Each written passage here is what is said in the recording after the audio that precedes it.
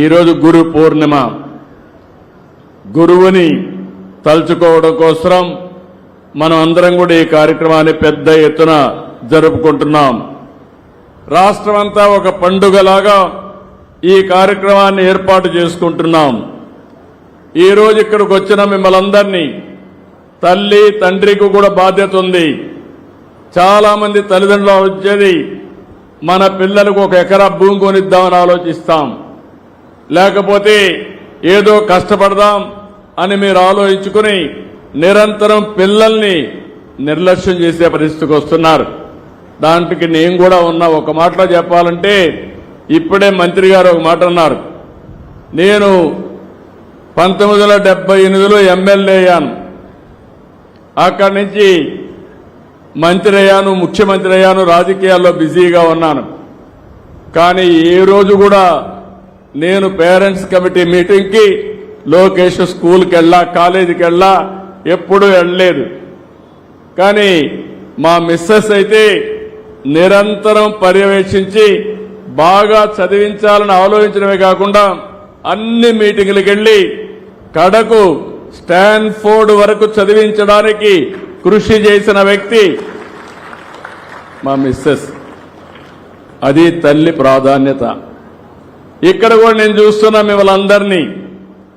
ఈరోజు మీరు చూస్తే పిల్లలు ఎంతమంది ఉన్నారు? చేలు పైకెత్తండి. పిల్లలు ఓకే, దించండి, చేలు దించండి. తల్లులు మీరు చేలు పైకెత్తండి. ఆడవాళ్ళందరూ తల్లులు మాత్రం, తల్లులు, తండ్రులు కాదు, తల్లులు మాత్రం ఓకే, దించండి. తండ్రులు చేలు పైకెత్తండి. తక్కువ కనపడొస్తున్నారు తండ్రులు, మీరు కూడా డుమ్మా కొట్టారు. అంటే ఇలాంటి సందర్భంలో నేను చూస్తే మీరే చూశారు. ఇప్పుడు తల్లులందరూ వచ్చారు, తండ్రులు మాత్రం డుమ్మా కొట్టారు. ఆ తప్పు చేయొద్దండి, మీ బాధ్యత. అందుకే నేను కూడా ఆలోచించాను. నేనెప్పుడు మహిళా పక్షపాతిని. నేను చేసిన కార్యక్రమాలన్నీ ఆడబిడ్డల పేరుతోనే ఆడబిడ్డలకే చేశాను. ఎప్పుడో డాక్రా సంఘాలు పెట్టాను. పొదుపు ఉద్యమం నేర్పించింది నేనే నా ఆడబిడ్డలకి. ఈరోజు ఎన్నో వ్యవస్థలు విధ్వంసమైనాయి, కానీ ఆ రోజు పెట్టిన డాక్రా సంఘాలు, మెప్మా సంఘాలని ఎవరు కదిలించలేకపోయారంటే అది శక్తివంతమైన ఒక ఆర్గనైజేషన్. ఆ తర్వాత కూడా నేను ఆలోచించాను. ఒకప్పుడు చాలా వివక్షత ఉండేది.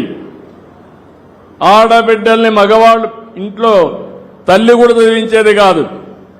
ఆ రోజు మీరు ఆలోచించింది, మగపిల్లవాడిని చదివిస్తే మనకు తిండి పెడతాడు, మనల్ని చూసుకుంటారు. ఆడపిల్లల్ని మాత్రం వీలైన తొందరలో పెళ్లిళ్లు చేసి ఒక ఇంటికి పంపించేయాలనుకునేవారు. నేను ఆ రోజు ఒకటే ఆలోచించాను. ఆడబిడ్డల సంరక్షణ పథకం పెట్టి అప్పట్లోనే 5,000 రూపాయలు బ్యాంకు డిపాజిట్ చేసి పెద్దయినాక ఆ డబ్బులు ఉపయోగించుకునే కార్యక్రమానికి శ్రీకారం చుట్టాను. అదే కాదు, కాలేజీల్లో 33% ఉద్యోగాల్లో రిజర్వేషన్లు పెట్టాను. నేను ఒకటే ఆలోచించాను, మగ పిల్లల కంటే ఆడపిల్లలు తక్కువ కాదు. తల్లిదండ్రులు బిడ్డల్ని సమానంగా చూసుకోవాలి. ఆ స్ఫూర్తితోనే ఈరోజు ఎంతమంది పిల్లలుంటే అంతమంది పిల్లలకి తల్లికి వందనం ఇచ్చాం.